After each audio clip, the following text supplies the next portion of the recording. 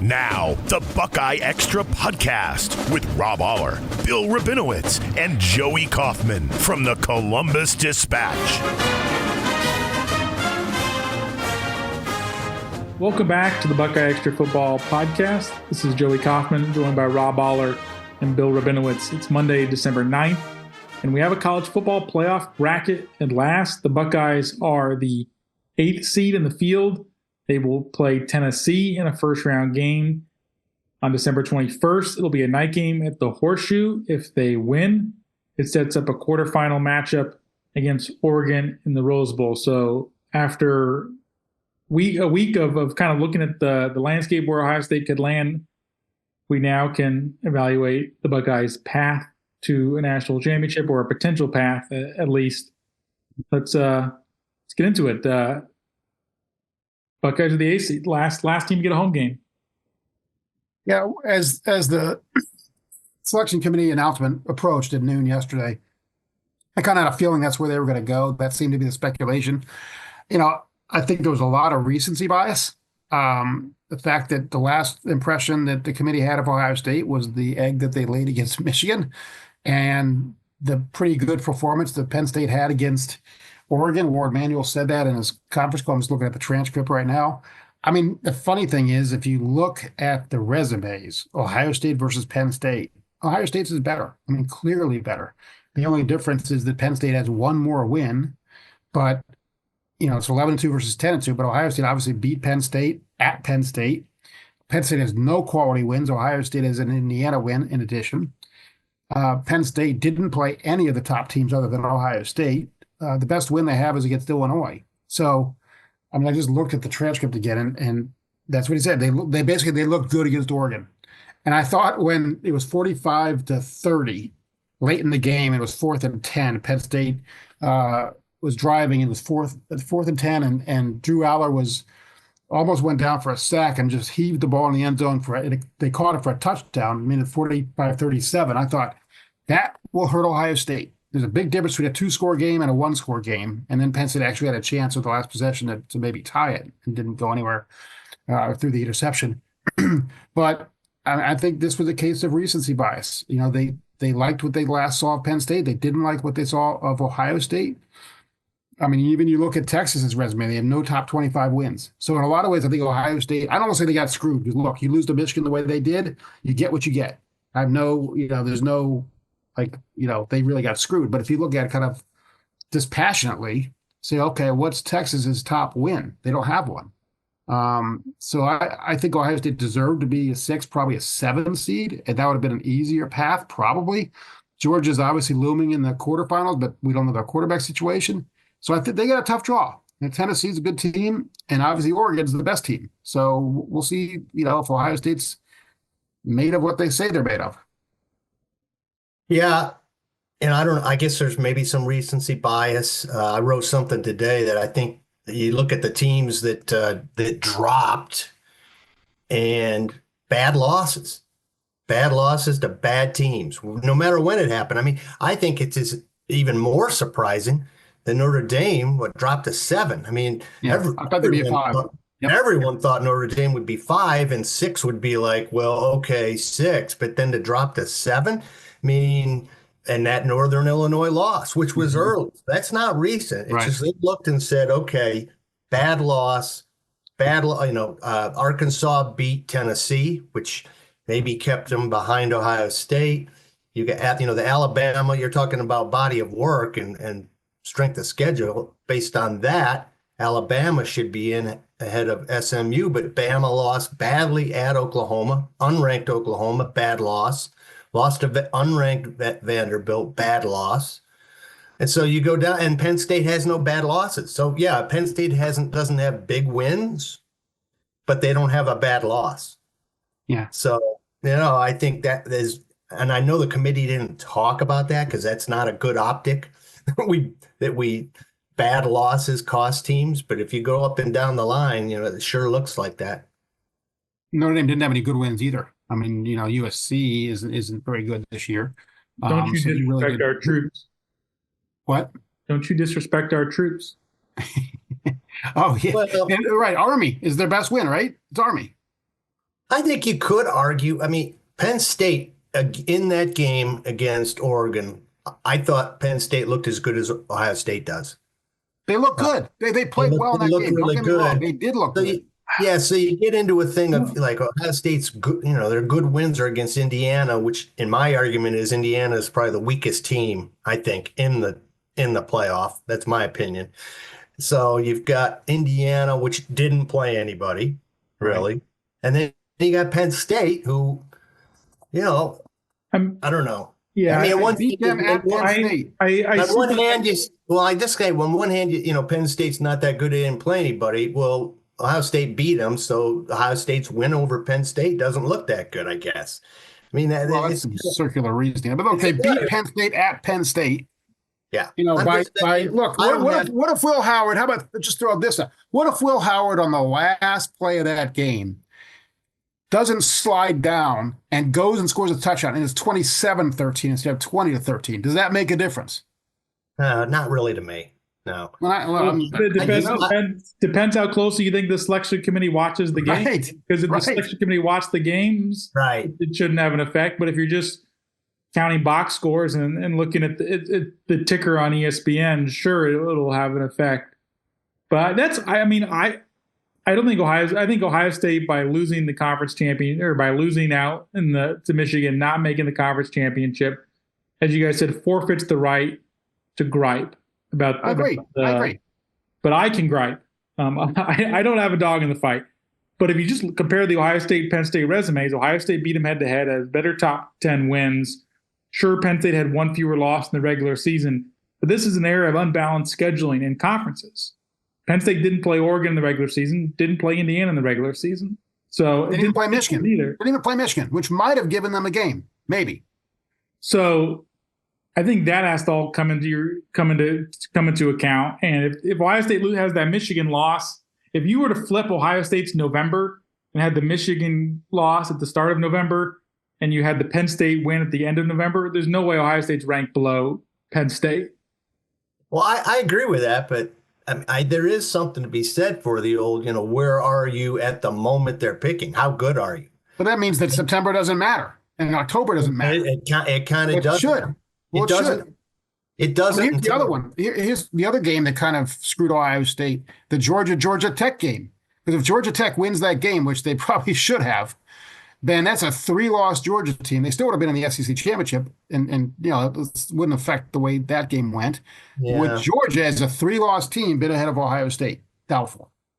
You know what? We could play this game all day long. I mean, Nebraska could have won the Ohio State game. They had the last possession. There's a difference between 21-17 in regulation and 8 overtimes. I'm just saying it was Nebraska. I'm just saying I don't have a problem with Ohio State being 8. No. And again, Joey said I don't think they got screwed over. I think it's what it is. I would say Notre Dame maybe got more screwed over, but it doesn't really matter. I personally think Tennessee's a more fun game. Oh yeah.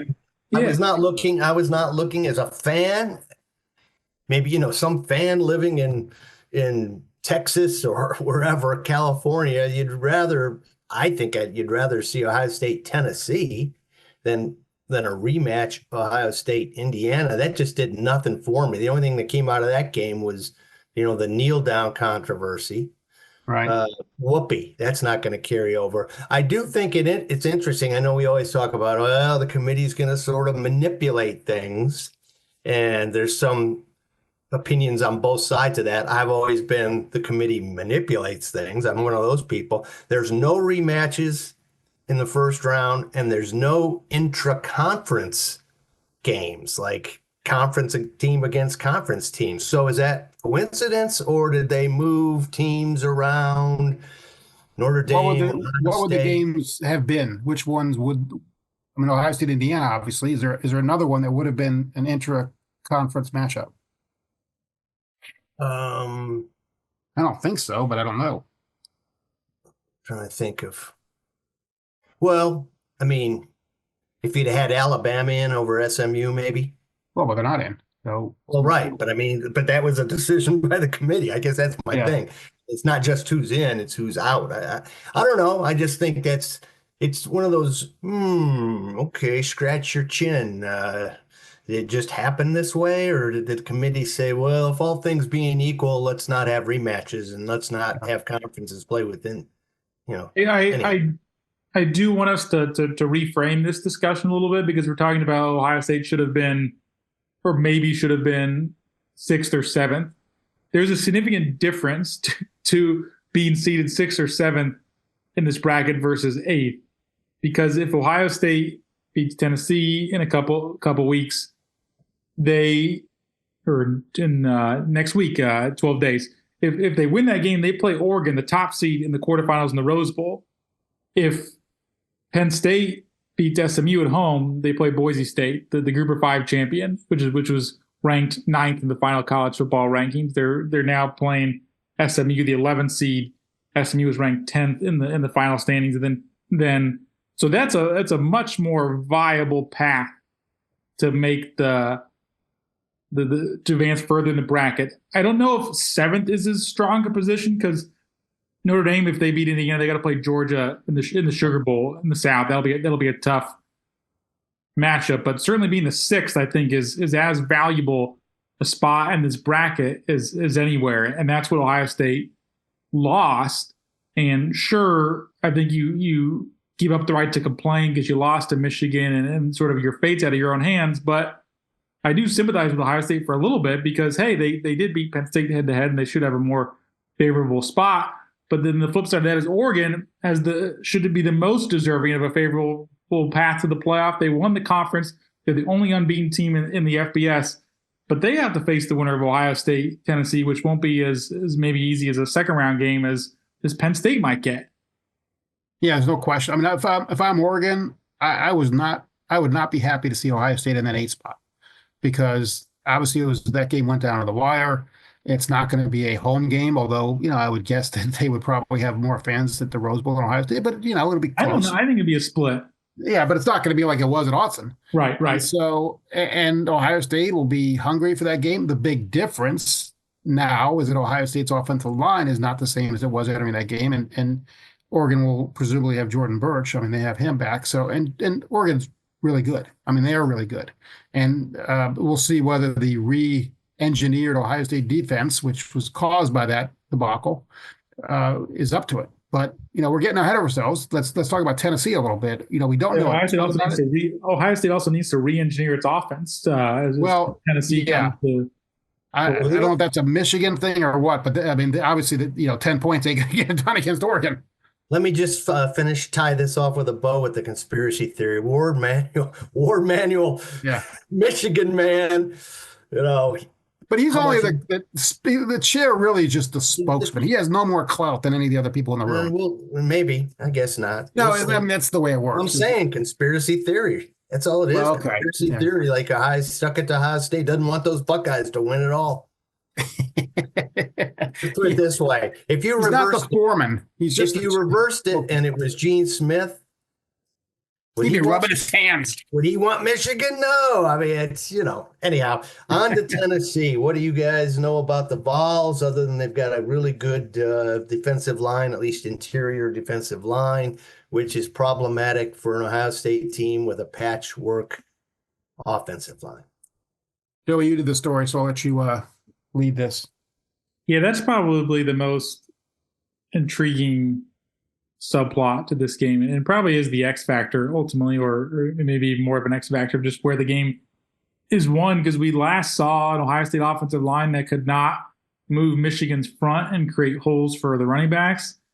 It could not get Will Howard enough time in the pocket. Will Howard I don't believe he was sacked against Michigan. He wasn't sacked, but he was pressured a lot. But per the PFF numbers had him pressure on almost half of his dropbacks, and that was despite Michigan not blitzing all of that frequently. So Ohio State's offensive line will need to be better than they were against Michigan, against a good Tennessee front led by James Pierce Jr., who's their top standout edge rusher, somebody who's able to get in the pocket. And he's got 7.5 sacks.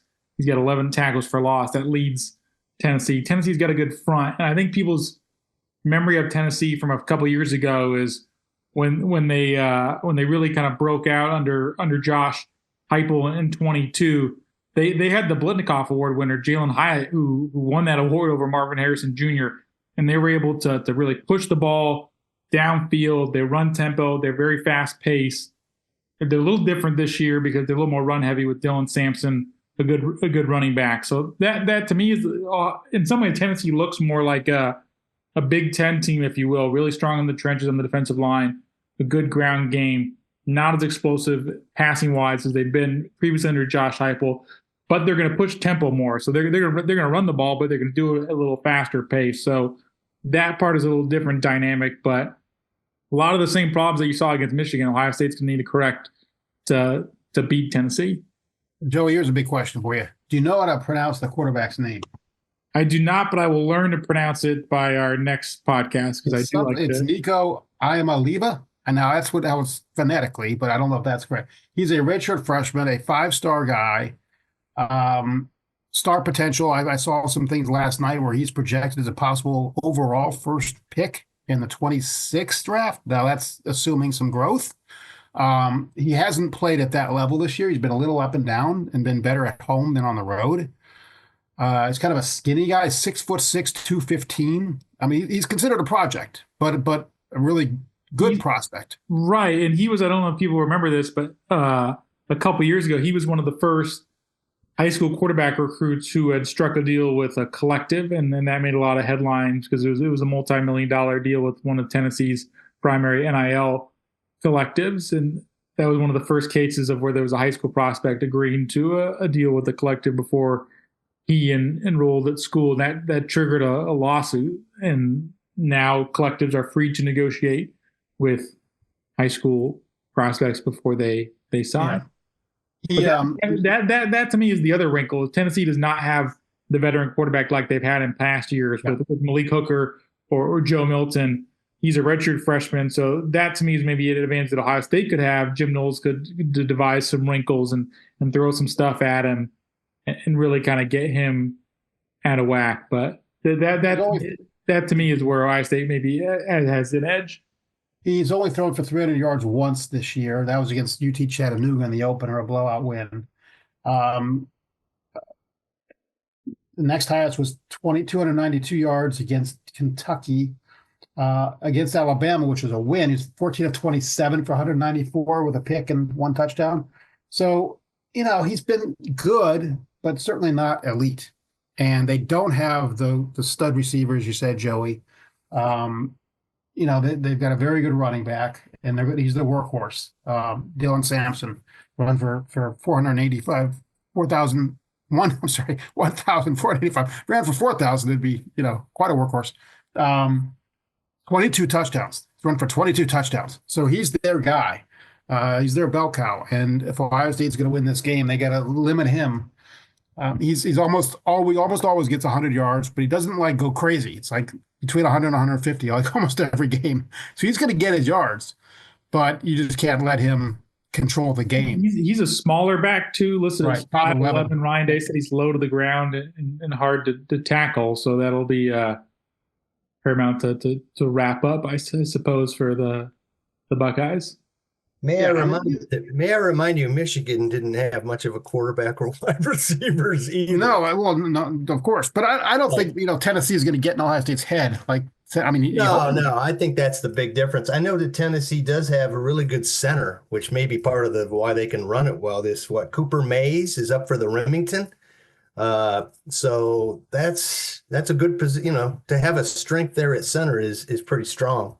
One wrinkle or one difference between Tennessee and Michigan is you're right, Pop. Michigan does not have much of a quarterback, but Michigan knew going into the game that it did not have much of a quarterback, and they were going to slow tempo and not put a lot on Davis Warren. That's not going to be Tennessee's game plan. They're going to put more on Nico's plate. And so I think there's an opportunity to maybe bait him into some stuff where Michigan wasn't going to even remotely try to play that game. So if Tennessee's going to play at a faster pace, put more on the quarterback's plate, there are going to be opportunities for Ohio State's defense to create some negative plays or havoc. Michigan was playing at a pace where they were going to be less at risk to make interceptions, even though Davis Warren threw 2 in the second half. So Do you think Tennessee could scale it back after seeing what happened against Michigan, or are they just? I don't think that's their style. I don't think that's no, their style. they play at a really fast tempo. They in terms of seconds per play, they're 21st nationally. They typically play and push the pace and crank it up. They could throw a wrinkle and change it, but that is a big part of their identity. So it's tough to imagine them totally scrapping that. And you have to look at, they may look at the Oregon game and see an opportunity to test Ohio State on the perimeter as well, even though they don't have a receiver who's got more than 35 catches. We've seen this year Denzel Burke be vulnerable in coverage. We've seen Davis Igbinosun be flagged for pass interference. So that may be an opportunity Tennessee wants to exploit as well. So I wouldn't take it as a certainty. They'll just pound the ball with Dylan Sampson. They will air it out certainly to some degree as well. They have 5 receivers who have at least 20 catches, none more than 35.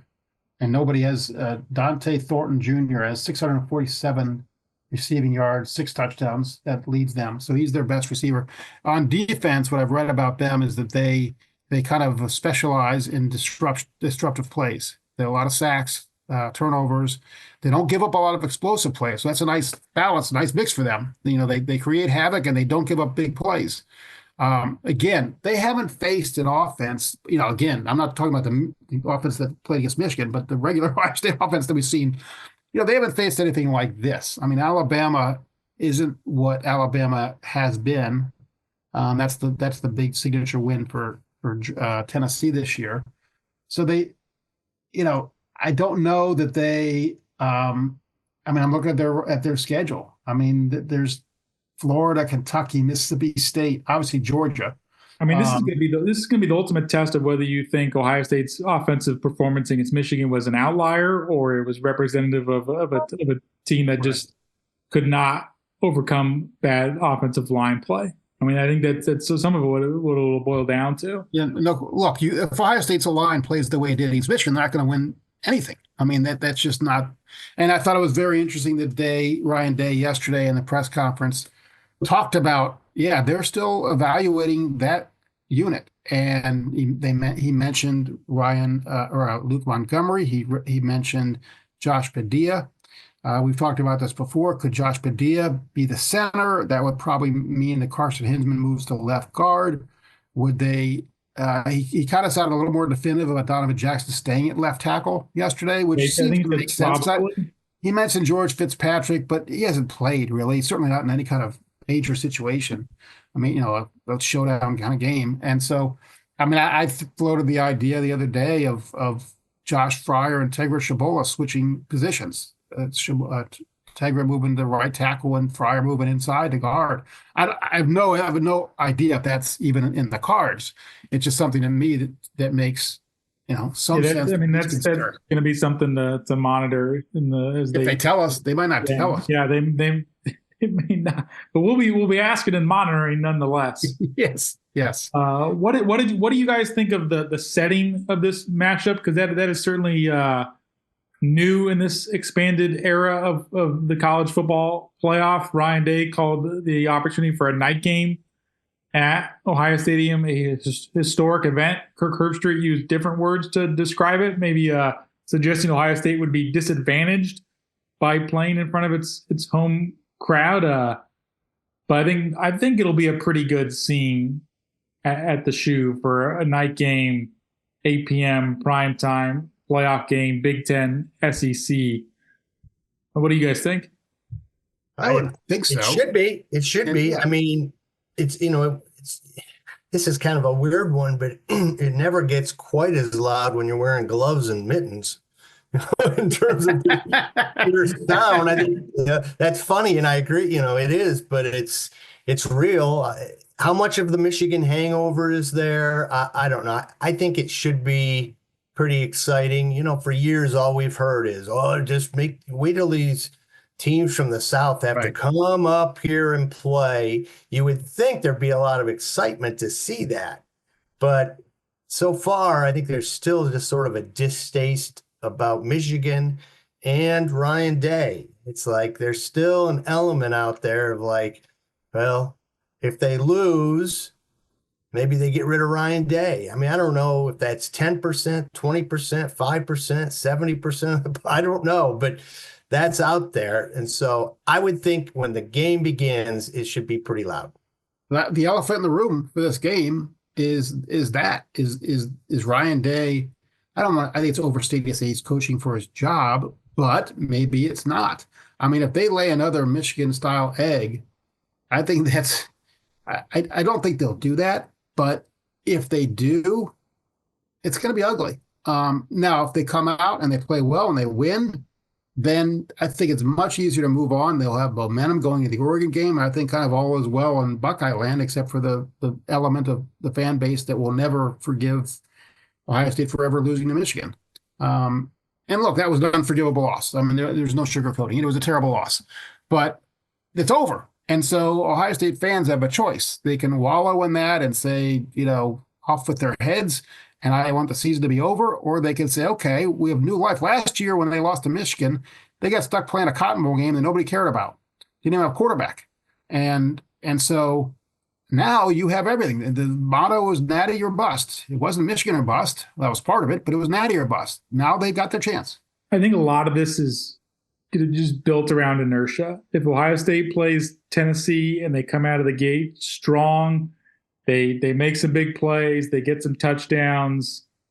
Look, nobody talked about the crowd during the Indiana game because they played well in the second half. Caleb Downs returned a punt for a touchdown, and then the place went berserk. So if there's early momentum in the game, Ohio State plays well, I think it'll be a shot of euphoria for everybody around the Buckeyes. If they don't play well, it has the potential to be a really ugly scene, and people booing, people calling out Day. That the optics of that would be bad. But I can't. The thing to keep in mind is with all of this, you would be really disadvantaged by playing on the road. Neyland Stadium is one of the biggest stadiums in college football.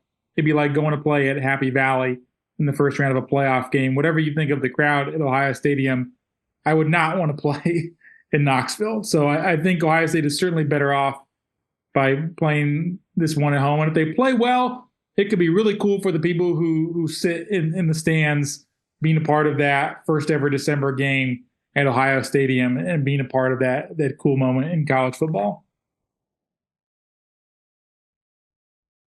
Yeah, and Tennessee has played better at home than they have on the road. I mean, that's typical for most teams, although Ohio State sometimes can be an outlier with that. And the one that beat NC State wasn't very good. She wasn't good at all, I don't think. 51-10. That was a nice win. They beat Oklahoma 25-15. Again, a bad Oklahoma team. Lost to Arkansas on the road. Lost at Georgia on the road. And struggled against Vandy. Now, Vandy's better than they've been, but I don't think anyone would mistake Vanderbilt for being a power. And so, there's no question you're going to play this game at the Horseshoe. I mean, whatever, the crowd, even if they boo, I mean, you're going to be able to hear the signals, right? I mean, they got a redshirt freshman quarterback who's going to have to go with a silent count probably. Tennessee's offensive line, except for maybe the center, is not great. I mean, that's what I've read also. That's an area where Ohio State could exploit Tennessee. Ohio State's got questions on the offensive line. Tennessee's is not necessarily the strength of that team. So, I think Ohio State's a 7-point favorite, which seems about right to me. I mean, Tennessee's certainly dangerous. They've got talent. If Ohio State doesn't play well, they certainly could lose this game. But I think you go into it much, liking Ohio State's chances. One other thing we should acknowledge about this playoff journey is it's bound to be impacted by players who enter the transfer portal. As of the recording of this podcast, it's almost 1:00 on Monday. We know of 4 players who have either announced or have officially put their names in the portal. The biggest one, I think, last night was Devin Brown, the backup quarterback, who announced he will be going into the portal with 2 years of eligibility left. He will stay with the Buckeyes through the college football playoff, which is certainly notable considering he is number 2 on the depth chart. When Will Howard came out to be evaluated for a head injury against Michigan, it was Devin Brown, not Julian Sand, who followed him for that play. The other guys who have either announced or put their name in the portal are Kojo Antwi and Jalen Ballard, 2 wide receivers, and Gabe Powers, a linebacker who is involved in special teams. He was part of that punt block at Northwestern. Jalen Ballard's also on some punt coverage. Ryan Day left open the possibility that all those guys could also stay with them through the playoff. He seemed to suggest that decision would be made later on this week. Typically in the past, guys who have gone in the portal have not been a part of any of the bowl game prep for the playoff, but that could change this year, and it seems to be changing at least with Devin Brown. Devin Brown is officially in the portal, by the way. His name is officially in there. That as of early this morning, he was the only one who was, but again, the other guys have announced. Gabe Powers is a bit of an interesting case because, they're going to lose Cody Simon. There's a chance they lose Sonny Styles. I mean, we don't know what his draft decision is going to be. So there's a chance that, he would have had a chance to start next year. But maybe he didn't see it that way, or maybe there's some other factor. Marysville guy, a lot of high hopes for him, and he's been okay. I mean, he's played. He had the pick 6, right? I forget what game it was, but he had a pick 6 early this year. Akron. Okay. And so, good luck to him. But I think the Devin Brown, the significance of that in the long term is that basically means that Julian Sayin is the strong front runner to be the quarterback next year.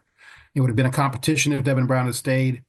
Now, I mean, Julian Sayin was nipping at his heels in terms of being the backup guy. And so you also have Lincoln Keenholz, who hasn't played much, and Aaron Nolan, who hasn't played much. I mean, those are 4 and 5 on the depth chart.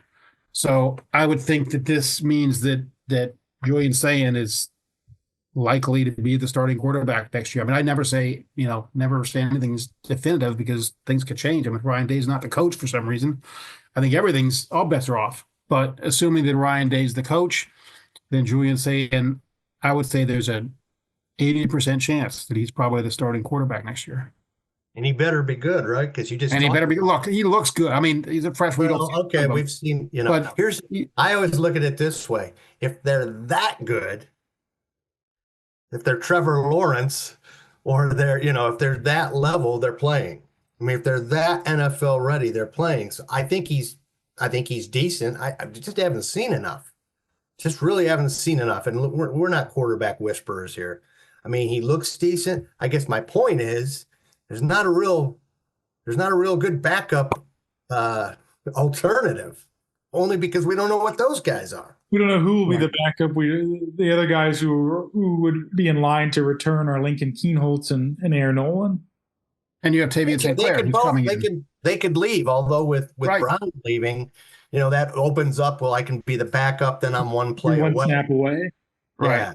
And you have Tavian St. Clair, a 5-star guy from Bellefontaine who's coming. And so, I don't think Ohio State would feel comfortable having him be the primary backup as a true freshman. But if he's that good, we'll see. They've had that really before, good, though. C.J. Stroud was the backup for Justin Fields in the COVID year. Yep. So it's not without precedent in the Day era. And obviously that was a shortened year and a weird year, so he wasn't going to get a lot of playing time anyway. I don't think he didn't throw a pass, right? He didn't. No, but he did. Remember the sugar run, right? Remember when Justin Fields took the hit in the second quarter of the Sugar Bowl? CJ came in for a snap, or at least a snap, while Fields was evaluated and maybe given some other something to help him ease the pain. I wonder what that might have been. The times that we've seen Julian Sayin in practices or whatever else, he looks really smooth. I mean, he looks like a quarterback. He was at Alabama. He was Nick Saban's guy, and then when Saban retired, he came to Columbus. I think Ohio State felt really, look, they had Aaron Noland and Julian Sayin was available, and they said, "Come on, Julian, we want you." So I think that's how highly they think of him. Yeah, we'll find out. I mean, now's not the time to go into a deep dive on Julian Sayin, but I think looking ahead to next year, I think we see the writing on the wall. Oh, absolutely. All I'm saying is usually you feel a little more comfortable with somebody who has had some playing time beyond the mop-up snaps and that type of thing, or a backup that at least has been. A lot of times a guy overtakes another guy, and at least the guy that kind of becomes second string at least was playing a bunch. It's the great unknown, but you've got Ryan Day, who's pretty good history of developing guys. So I don't think there's no panic in the situation. When Ohio State's been in its best in the Day era, it's often been turning the keys over to a second-year guy. That was the case with Justin Fields in 19. He was a true sophomore in his second year in college. That was the case in 21, where they handed it over to C.J. Stroud, who was a redshirt freshman in his second year. Then both of those guys were able to have 2 years in the system. That's been, I think, the ideal for them in the past. If Julian Sayin can live up to being the top ranked guy, but as far as the most immediate purposes, their quarterback depth chart remains unaffected for the Tennessee game because Brown is still with the Buckeyes in the backup, and as you all said, we'll don't need to blow our spring practice 2025 content. Yeah, and we know that next year's team is going to look far different than this year's team. I mean, all those guys, all those seniors are leaving. You'll have, assuming that nobody transfers, you'll have Jeremiah Smith on offense, you'll have Caleb Downs on defense, and a lot of question marks. Yeah, maybe what's the offense? I mean, here's something. We don't need to go too far ahead here, but the offensive line isn't great now. So what's it look like next year?